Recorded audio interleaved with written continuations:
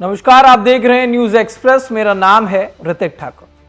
पश्चिम Asia में जिस तरीके की विकट स्थिति बनी हुई थी, जिस तरीके से युद्ध की आग में अमेरिका, इजराइल, ईरान झोंक रखे थे खुद को, अब वो कहीं ना कहीं थमती हुई नजर आ रही है।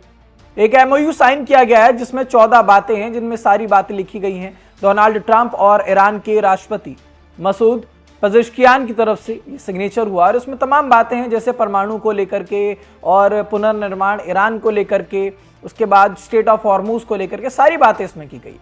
लेकिन अब ऐसे में ये जो 60 दिन का समय इस एमओयू के बाद दिया गया था, जिसमें कहा गया था कि अब 60 दिन तक जो है हमें भांपना होगा, क्योंकि ये तो अंतरिम एमओयू है। इसमें 60 दिन में अगर अमेरिका और ईरान के बीच में रिश्ते लगातार बढ़िया रहते हैं तो उसके बाद यूएनएससी के हस्तक्षेप के बाद एक परमानेंट, एक अंतिम फैसला लिया जाएगा, जिसके बाद ये मुहर लगेगी और हो जाएगा कि अब युद्ध जो है खत्म हो गया है।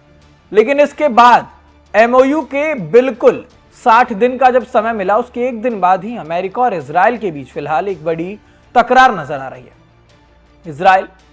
इजराइल ही बार बार अमेरिका को उकसाता था कि वो ईरान के ऊपर तमाम कार्रवाई करे। अब ऐसे में ये जो इजराइल है, इजराइल की तरफ से बार बार कहा जा रहा है कि हम तो इस एमओयू को भाई नहीं मानते, हमारी तरफ से जो कार्रवाई है वो लगातार चलेगी, सैन्य कार्रवाई हम करते रहेंगे, हमें डोनाल्ड ट्रंप क्या कर रहे हैं उससे कोई मतलब नहीं है। अब ऐसे में अमेरिकी वाइस प्रेसिडेंट जेडी वेंस ने इजराइल के मंत्रियों पर खुलकर नाराजगी जताई है।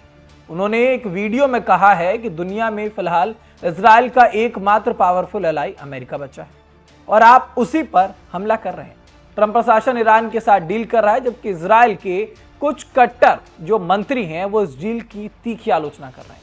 अब ऐसे में आज आपको बताएंगे इस वीडियो में आखिरकार ये पूरा मामला क्या है और क्यों आखिरकार इजराइल को अमेरिका और ईरान के इस एमओयू से मिर्च लग रही है। देखिए, कहानी ये है कि अमेरिका और ईरान के बीच मेमोरेंडम ऑफ अंडरस्टैंडिंग यानी कि जो एमओयू है वो साइन हुआ। इसके तहत हॉर्मुज स्ट्रेट व्यापार के लिए खोल दिया गया है। अस्थायी सीज फायर हो चुका है और अस्थायी न्यूक्लियर डील की बात यहां पर लगातार चल रही है। तो ट्रंप प्रशासन अब इस मिडल ईस्ट के लिए एक बड़ा कदम बता रहा है। लेकिन इजराइल को जो ये डील है ये बिल्कुल भी एक आंख नहीं सुहा रही है। इजरायली मंत्री बेन गवीर और वित्त मंत्री बेजालेल स्मोट्रिच ने इस डील की खुलकर आलोचना कर दी। एक मंत्री ने तो इसे 21वीं सदी के नाजियों के साथ का जो समझौता है वो तक बता दिया। अब जेडी वेंस ने क्योंकि इस पर तीखी प्रतिक्रिया दी, उन्होंने कहा, क्योंकि आपको बताएंगे आखिरकार ये जो इतनी खटास है इजराइल के अंदर क्यों है। देखिए, सबसे दिलचस्प मोड़ तब आता है जब व्हाइट हाउस में एक प्रेस कॉन्फ्रेंस हुई और उस दौरान जेडी वेंस ने इजराइल के आलोचकों को एक सीधा जवाब दिया। पहले वो बाइट सुनिए आप। What I will say, and this does bother me, is that you've seen people within Bibi's cabinet who have come out and attacked the deal and in some ways very personally attacked the President of the United States. And I guess my message to them would be twofold.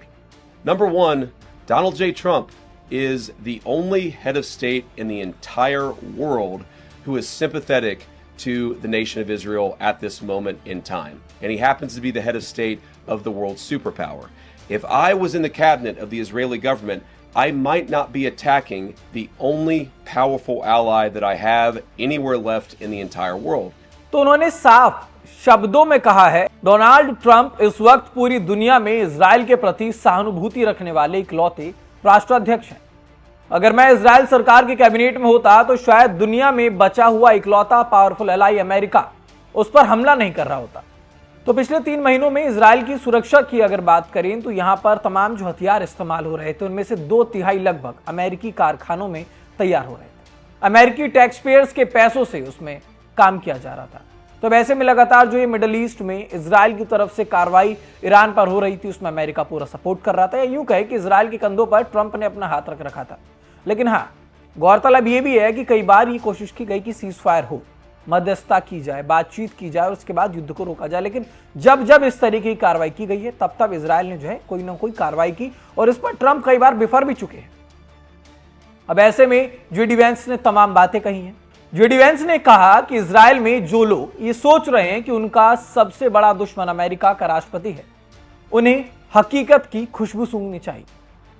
JD Vance ने कहा कि प्रधानमंत्री Netanyahu तो अभी चुप है, लेकिन उनके कैबिनेट के कुछ लोग बेकार में फ्रीक आउट कर रहे हैं, यानी कि डरपोक की तरह बातें कर रहे हैं। अब ऐसे में वेंस का कहना है कि अमेरिका हर साल इजराइल के करीब $4 बिलियन की सैन्य मदद देता है। कुछ महीनों पहले अमेरिका और इजराइल में तमाम बातें हुई थी, उन्होंने मिलकर के ईरान पर हमले किए थे, लेकिन अब ट्रंप प्रशासन डिप्लोमेसी और डील पर पूरी तरह से फोकस कर रही है। वेंस ने याद दिलाया है कि यह डील इजराइल के लिए भी फायदेमंद है क्योंकि इसमें हिजबुल्लाह के साथ सीजफायर भी शामिल है। फिर भी इजराइल के कुछ नेता अभी भी सैन्य कार्रवाई चाहते हैं। उनका कहना है कि यह जो युद्ध है ये रुकना नहीं चाहिए। अब इजराइल की तरफ से भी, क्योंकि जब जेडी वेंस ने इस पर एक बात कही है तो वो कहावत है ना कि हर क्रिया की प्रतिक्रिया होती है, तो उस पर अब इजराइल की तरफ से भी एक तीखा रिएक्शन आया। ये ट्वीट आप देखिए, इजराइल के मंत्री बेन गवीर का सोशल मीडिया पोस्ट है जिस पर उन्होंने लिखा है कि यह डील 21वीं सदी के नाजियों के साथ की जा रही है, ठीक वैसे ही जैसे 20वीं सदी में अमेरिका ने नाजियों के लिए एक डील की थी।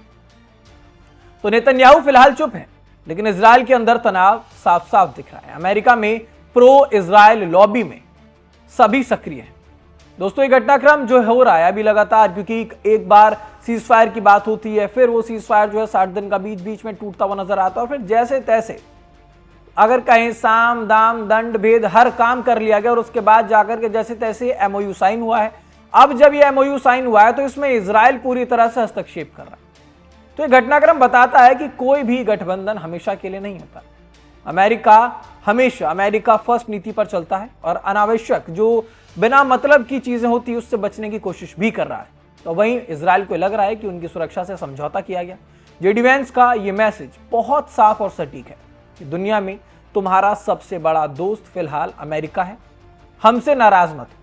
अब देखना यह है कि ये जो तकरार है ये कितनी ज्यादा बढ़ती है, या ट्रंप की ईरान डील आखिरकार ये जो शांति की बात थी वो बनी रहती है या नहीं, या फिर इजराइल जो अमेरिका के साथ बार बार हस्तक्षेप करने की कोशिश कर रहा है उसमें कोई ना कोई खलल इस एमओयू में आता है, इन 60 दिनों के बीच आता है। फिलहाल इस खबर पर आपकी क्या राय है, हमें कमेंट बॉक्स में जरूर बताइएगा। देश दुनिया की तमाम खबरों के लिए देखते रहिए न्यूज एक्सप्रेस।